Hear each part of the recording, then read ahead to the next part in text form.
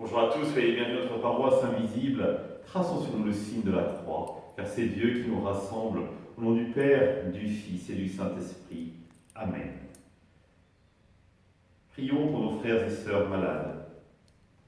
Nous pouvons plus particulièrement prier pour Yves Dupart, un de nos diacres, qui a été hospitalisé. On confiait également à Dieu, confier au commandant de notre prière, Paulette Fourny, qui également a été hospitalisé.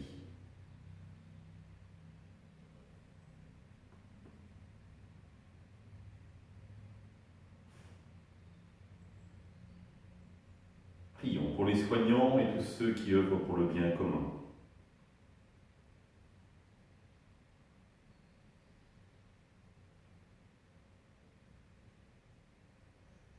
Prions pour tous ceux qui sont dans l'angoisse, la solitude, que l'Esprit Saint vienne les visiter.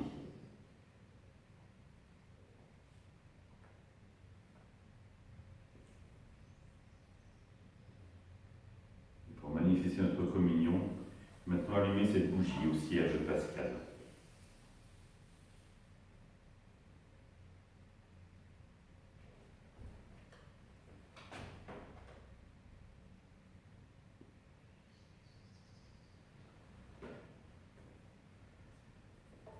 Dans l'évangile de Matthieu, quel est votre avis? Un homme avait 2 fils. Il vint trouver le premier et lui dit: « Mon enfant va travailler aujourd'hui à la vigne. » Celui-ci répondit: « Je ne veux pas. » Mais ensuite, s'étant repenti, il y alla. Puis le père alla trouver le second et lui parla de la même manière. Celui-ci répondit: « Oui, Seigneur, » et il n'y parla pas. Lequel des deux a fait la volonté du Père? Ils lui répondent: le premier. Jésus leur dit: Amen, je vous le déclare, les publicains et les prostituées vous précèdent dans le royaume de Dieu. Car Jean le Baptiste est venu à vous sur le chemin de la justice, vous n'avez pas cru à sa parole. Mais les publicains et les prostituées y ont cru. Tandis que vous, après avoir vu cela, vous ne vous êtes même pas repentis plus tard pour croire à sa parole. Acclamons la parole de Dieu. Louange à toi, Seigneur Jésus.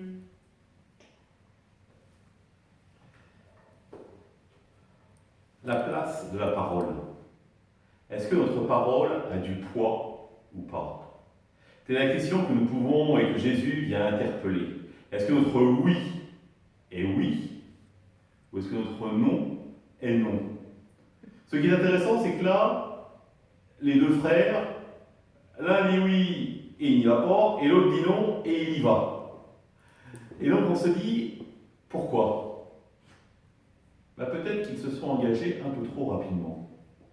Peut-être qu'ils n'ont pas discerné en vérité quelle était la profondeur de la question et pris le temps de prier avec la question, d'éclairer leur conscience pour pouvoir y répondre. Je ne sais pas si vous avez remarqué, il y a un père et ses 2 enfants. Le père dit au premier: « Mon enfant ». Le deuxième répond: « Oui, Seigneur ». Pas « Oui, papa », pas « Oui, père », « Oui, Seigneur ». C'est-à-dire finalement qu'il ne considère pas cet homme-là comme son père, véritablement. Et donc il n'y a pas cette dimension de confiance fondamentale qui va s'installer en disant: « Mon père veut mon bonheur. Et donc s'il m'appelle à quelque chose, ça doit être bon pour moi. » Ça nous invite, nous aussi, à réfléchir et à discerner profondément sur les appels que nous recevons. Parce que Jean-Baptiste a été un appel, une figure de proue qui appelle à la conversion. Et ce qui est intéressant, c'est que les prêtres, les publicains et les lévites n'y sont pas allés. En revanche, les publicains et les prostituées, oui. C'est-à-dire que ces personnes, on pourrait dire, qui n'ont pas de relation à Dieu, a priori, après tout, elles sont prostituées, ils sont publicains, ont été capables d'accueillir en Jean-Baptiste l'appel de Dieu au changement. Là où les autres, que l'on pourrait penser comme justes, n'y ont pas vu cet appel. Et plus grave, nous dit Jésus, non seulement n'y ont pas vu l'appel, mais même après la décapitation de Jean-Baptiste, ils ont refusé de croire en son signe.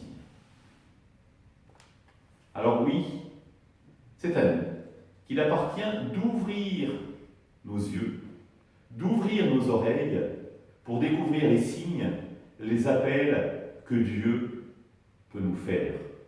Et surtout, une fois que nous avons ouvert les yeux, une fois que nous avons écouté les appels, prendre le temps d'y répondre et de ne pas y répondre trop vite. Parce que trop souvent, nous ne mesurons pas la portée de nos paroles. Un exemple tout simple. Quand nous disons notre Père, est-ce que nous faisons attention à ce que les mots que nous prononçons? D'abord le mot notre. Nous ne disons pas mon Père, nous disons notre Père.